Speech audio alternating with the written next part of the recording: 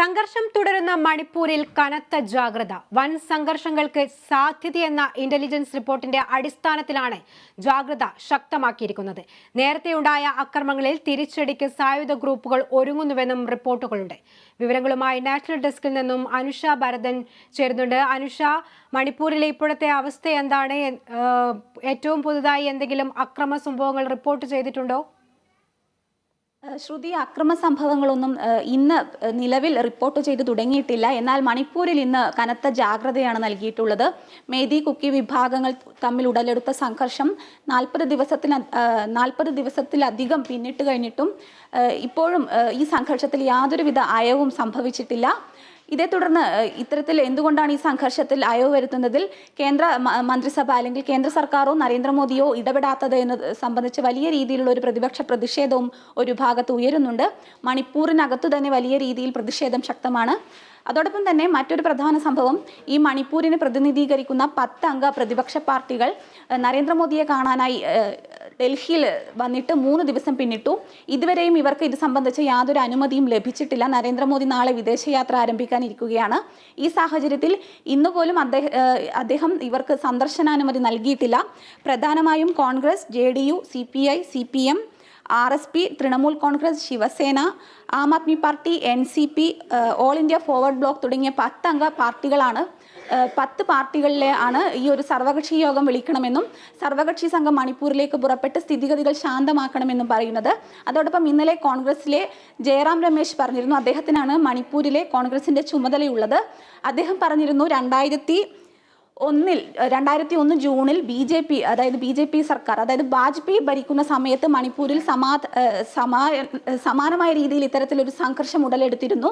അന്ന് വാജ്പേയി വളരെ ജാഗരൂകനായി, വളരെ ജാഗ്രതയോടുകൂടി ഈ ഒരു വിഷയത്തിൽ ഇടപെട്ട് ഈ വിഷയം ഒത്തുതീർപ്പാക്കുകയും സ്ഥിതിഗതികൾ ശാന്തമാക്കാൻ ശ്രമിക്കുകയും ചെയ്തിരുന്നു എന്ന്. എന്നാൽ നരേന്ദ്രമോദി ഇത്തരത്തിൽ യാതൊരു ഇടപെടലും നടത്തുന്നില്ല എന്നും ഈ പ്രതിഷേധം കത്തിക്കാനുള്ള ഒരു ശ്രമമാണ് നടത്തുന്നത് എന്നുമാണ് പ്രധാനമായും ഈ BJPക്കെതിരെ ഉയർത്തുന്ന ആരോപണങ്ങൾ. നേരത്തെ അമിത്ഷാ 4 ദിവസത്തോളം ഇവിടെ ക്യാമ്പ് ചെയ്യുകയും സ്ഥിതിഗതികൾ വിലയിരുത്തുകയും ചെയ്തിരുന്നു. എന്നാൽ അമിത്ഷാ മടങ്ങിയതിനു ശേഷവും അവിടെ ഈ കലാപം തുടരുന്ന ഒരു സാഹചര്യം തന്നെയാണ് നിലവിലുള്ളത്. മറ്റൊന്ന്, ഈ കലാപത്തിൻ്റെ ഒരു പൊതു സ്വഭാവം നോക്കുമ്പോൾ സാധാരണഗതിയിൽ ഉണ്ടാകുന്ന തീയും വാളും അല്ലെങ്കിൽ കല്ലും ഒന്നും എടുത്തുകൊണ്ടുള്ള ഒരു ആയുധമല്ല, വളരെയധികം പ്ലാൻഡായ ഒരു എക്സിക്യൂഷനാണ് ഇരു വിഭാഗങ്ങൾ, മേധി കുക്കി വിഭാഗങ്ങൾ മാത്രമല്ല ഈ കലാപത്തിൽ ഉൾപ്പെട്ടിട്ടുള്ളത് എന്നാണ് ഇപ്പോൾ ഏറ്റവും ഒടുവിലായി പുറത്തു വരുന്ന വിവരം. പ്രധാനമായും ഇവർ വളരെയധികം സായുധ പരിശീലനം നേടിയ സംഘമാണ് ഇരു വിഭാഗങ്ങളിലും ഉള്ളത്. അതിൽ തന്നെ പ്രധാനമായും ഈ ഡ്രോണുകൾ, അങ്ങനെ IEDകൾ, അങ്ങനെ എല്ലാ ബുള്ളറ്റ് പ്രൂഫ് ജാക്കറ്റുകൾ അടക്കമുള്ള എല്ലാവിധ സജ്ജീകരണങ്ങളും ഉപയോഗിച്ചാണ് ഈ ഇരു വിഭാഗവും തമ്മിൽ പരസ്പരം പോരടിക്കുന്നത്. അതോടൊപ്പം തന്നെ വലിയ രീതിയിലുള്ള സോഷ്യൽ മീഡിയ ക്യാമ്പയിനും ഈ സംഘർഷത്തിൻ്റെ പശ്ചാത്തലത്തിൽ ഉണ്ട്. അതുകൊണ്ട് തന്നെ ഈ സ്ഥിതിഗതികൾ ശാന്തമാക്കുന്നതിൽ കേന്ദ്ര സർക്കാർ അടിയന്തരമായി ഇടപെടണം. ഇല്ലെങ്കിൽ മണിപ്പൂരിൻ്റെ സ്ഥിതി ഇനിയും വഷളാകാനാണ് സാധ്യത. ശ്രുതി, അനുഷ, അതായത് സുരക്ഷ ശക്തമാക്കുന്നുണ്ടെങ്കിൽ പോലും ഈ മന്ത്രിമാരുടെ വീടുകൾക്ക് നേരെ ആക്രമണം നടക്കുന്ന ഒരു അവസ്ഥയിലേക്ക് വരെ പോകുന്നുണ്ട്. അതായത് അത്തരത്തിലുള്ള രീതിയിലാണ് സംസ്ഥാനത്തിൻ്റെ അവസ്ഥ പോകുന്നത് എന്നുള്ളതാണ്. എന്നിട്ടും ഒരു ബീരൻ സിംഗ് അടക്കം, മുഖ്യമന്ത്രി അടക്കം പറഞ്ഞിരിക്കുന്നത് സമാധാനം, അതായത് വരും ദിവസങ്ങളിൽ സമാധാനം ഉണ്ടായിരിക്കും, അക്രമങ്ങൾ കുറഞ്ഞു എന്നുള്ള തരത്തിലൊക്കെയുള്ള പ്രതികരണങ്ങളൊക്കെയാണ് വന്നത്. എന്താണ് ഈ കേന്ദ്ര സർക്കാർ ഇതിനോട് ഈ ഒരു രീതിയിലുള്ള നടപടികൾ ആയിട്ട് മുന്നോട്ട് പോകുന്നത്? ഈ മണിപ്പൂരിൽ സംഘർഷമുണ്ടായത്, ആദ്യഘട്ടത്തിൽ സംഘർഷം ഉണ്ടാവാനുള്ള കാരണം മേധൈ വിഭാഗം, അവിടെ ഒരു മണിപ്പൂരിനെ സംബന്ധിച്ചോളം മണിപ്പൂരിലെ ജനസംഖ്യയിലെ ഒരു പ്രബല വിഭാഗമാണ് ഈ മേധൈ വിഭാഗം. ഇവർക്ക് മേധൈ വിഭാഗത്തിന് ഹൈക്കോടതി സംവരണം നൽകണം എന്നൊരു ഉത്തരവ് പുറപ്പെടുവിക്കുന്നു. ഇതിൽ പ്രകോപിതരായ കുക്കി വിഭാഗം, കുക്കി അവിടുത്തെ മറ്റൊരു പ്രബല ട്രൈബൽ വിഭാഗത്തിൽപ്പെട്ടതാണ്.